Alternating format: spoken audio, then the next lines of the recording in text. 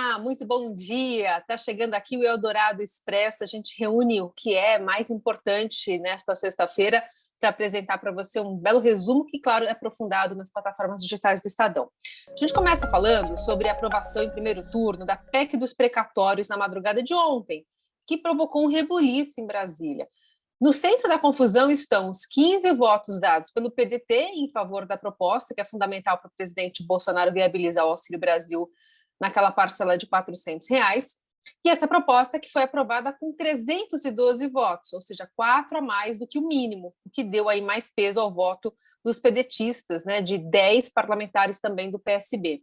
Aí, ontem a gente já falou aqui, o ex-ministro Ciro Gomes anunciou nas redes sociais que estava suspendendo a sua pré-campanha ao Planalto pelo PDT e que o partido não podia compactuar com a farsa e com os erros bolsonaristas, enquanto se especulava qual era de fato a estratégia de Ciro, porque há uma corrente que vê que ele está inviabilizado, a sua candidatura não deslanchou, e essa poderia ser uma saída honrosa para ele dentro do PDT. PDT que, de qualquer forma, entrou com uma ação no Supremo Tribunal Federal para anular a votação de ontem. E fora isso, ainda tem o liberou geral, porque nessa busca por apoio para a PEC dos precatórios, o presidente Bolsonaro acelerou a liberação de dinheiro para deputados na véspera da votação.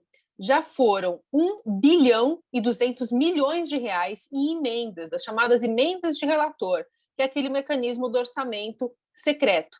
E nessa pescaria por votos, né, como inclusive fala hoje a Adriana Fernandes no Estadão, o presidente da Câmara, Arthur Lira, pegou emprestado ali essa analogia de pescar votos, porque a isca era bem gordinha, 15 milhões de reais por votos, né, em um ano pré-eleitoral. Parece que essa estratégia está funcionando, tem todos os detalhes desse organograma, desse modus operandi também no Estadão de hoje.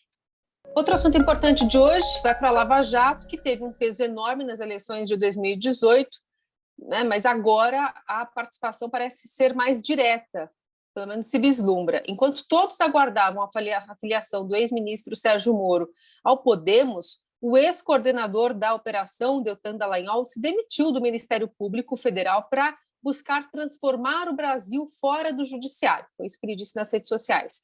Essa declaração foi interpretada, então, como uma intenção de entrar para a política partidária, o que provocou uma avalanche de críticas, especialmente de políticos dos partidos mais atingidos pela operação e que sempre acusaram a Força Tarefa de Curitiba de agir politicamente. Dallagnol deve seguir os passos, inclusive, de Moro e se filiar ao Podemos, concorrendo a uma vaga na Câmara. Falando um pouco de pandemia, com 94% de vacinados, São Paulo registra só uma morte por Covid em 24 horas. É um número bastante importante, simbólico, apesar dos dados estarem um pouco represados por conta do feriadão prolongado, mas em março, no pior momento da crise, a cidade chegou a registrar 387 óbitos em um dia. Mas a Europa voltou a ser o epicentro mundial da Covid, segundo um alerta da OMS. Já são 6 semanas consecutivas de alta no número de casos no continente e hospitalizações ligadas à doença, que dobraram em uma semana. Rússia, Ucrânia e Romênia puxaram essa alta, mas não estão sozinhas.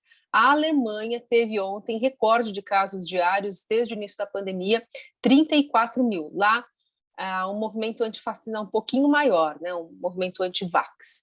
Enquanto isso, o Reino Unido autorizou o uso de um medicamento antiviral chamado Molnupiravir contra a Covid. Esse remédio ministrado em cápsulas é via oral, né, então é mais fácil.